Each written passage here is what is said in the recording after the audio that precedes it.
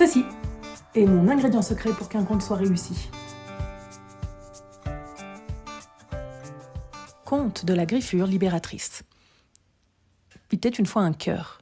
Il vivait seul, sans corps, sans tête. Il était libre, pas de sang à pomper, il battait comme il voulait, quand il voulait. Il aimait qui il voulait, sans censure cognitive et surtout sans peur. Et justement, il était amoureux d'une princesse, la dame aux lys qui chantait tous les jours à la fenêtre de sa tour. Car les princesses naissent dans des tours gardées par des dragons, c'est bien connu. Le cœur n'avait pas d'oreilles, mais il vibrait aux notes cristallines de la belle gorge royale. Cela l'emplissait d'une émotion qui mélangeait effroi et extase et le ravissait. Il aurait rêvé aller se loger contre la poitrine de son aimé, mais il n'avait pas de jambes à commander. Il flottait là, et la princesse était loin, inaccessible. Cœur était face à un dilemme. Soit il devait accepter de coopérer à nouveau avec un corps et un cerveau pour rejoindre l'amour, soit il devait rester isolé et se languir. Cœur était indépendant et bien protégé depuis trop longtemps pour risquer de se remettre en danger. Il ne voulait pas avoir à discuter et partager les décisions avec un cerveau. Celui-ci serait à coup sûr autoritaire et patriarcal, comme tous les cerveaux. Ni devoir se taper le boulot de faire circuler 5 litres de sang dans un corps matériel et mou. Tant pis pour l'amour, vive l'amour impossible.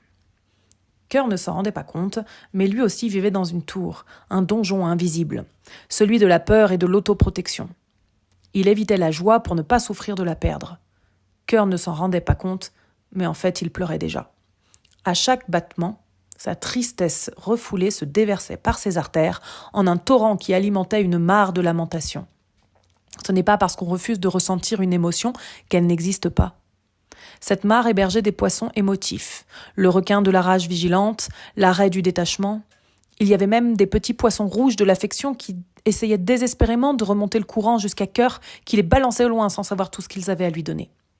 La dame aux lys, elle, offrait un spectacle charmant. Son dragonnet de compagnie allumait pour elle des feux d'artifice dans le ciel, tandis qu'elle chantait pour célébrer le départ de la nuit. Un pigeon voyageur venait de partir à sa demande pour porter ses effets à l'avance dans sa résidence secondaire. Elle partageait sa vie entre Château de la Loire et Château de Bavière, du moment qu'il y avait tour. Pendant que Cœur était occupé à s'auto-saboter et restait immobile à regarder la vie défiler de loin, une patte de tigre aux griffes dorées surgit de nulle part et lui lacéra le ventricule. En fait, il s'agissait d'un mauvais coup des 3 petits chats. Furieux de ne pas être caressés selon leur bon droit de naissance, Cœur refusant de coopérer avec une main, ils avaient décidé de se venger de l'organe impudent qui ne reconnaissait pas leur autorité. Cachés derrière leurs cailloux, les diablotins venaient d'invoquer leur dieu félin pour qu'il opère le juste châtiment. Ils ne purent terminer leur forfait à temps, car Supermartre intervint à temps et les assomma à coups de baratte à beurre. Personne n'aimait les chats. Aussi les animaux du coin se réunirent-ils pour fêter cette libération. Le putois dansait avec l'écureuil, la tortue lançait sa salade en l'air, même le macareux se dépêcha de revenir d'Angleterre pour se joindre à la liesse générale. Le tigre avait eu le temps de déchirer la réalité en plusieurs endroits. Derrière ce monde-ci en existait un autre, vert, doux et luxuriant, parsemé d'étoiles scintillantes. Un monde où tous les rêves sont encore possibles et restent à écrire. Cœur n'était pas paralysé pour toujours, la blessure lui révélait qu'il avait le choix. Il pouvait changer de monde, il avait déjà tout en lui, caché. De la brèche créée avec ce monde merveilleux s'échappaient déjà des étoiles filantes qui fonçaient porter leur message de bonheur à la princesse et à tous les êtres vivants. Le paradis existe, il est à portée de main, vous pouvez basculer quand vous le souhaitez. Une d'entre elles avait un peu abusé d'hydromel et peinait à se frayer son chemin, comme il faut dans ce monde pollué de nuages gris remplis de résistance. Dans le monde de Cœur, l'automne avançait à grands pas. Les feuilles mortes tombaient déjà, annonçant la venue de l'hiver. Il y en avait tant qu'on aurait pu allumer un feu avec. C'est d'ailleurs l'idée que retint le petit robot pour mettre son plan à exécution. Il attendait patiemment dans son coin de page que son heure advienne. Depuis longtemps déjà, il rêvait d'un cœur.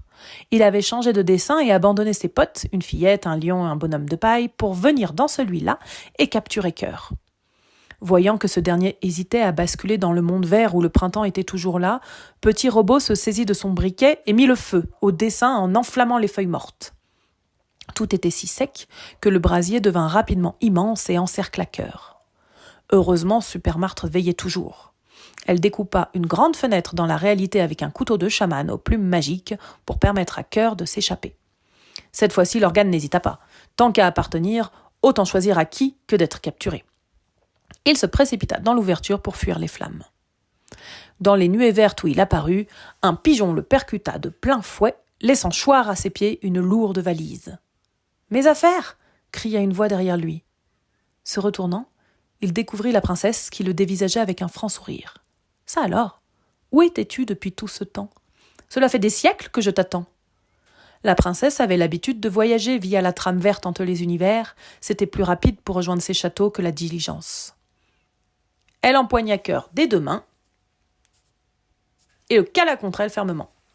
Hébété, ce dernier n'opposa aucune résistance et il se laissa étourdir par le battement de cet autre contre lui.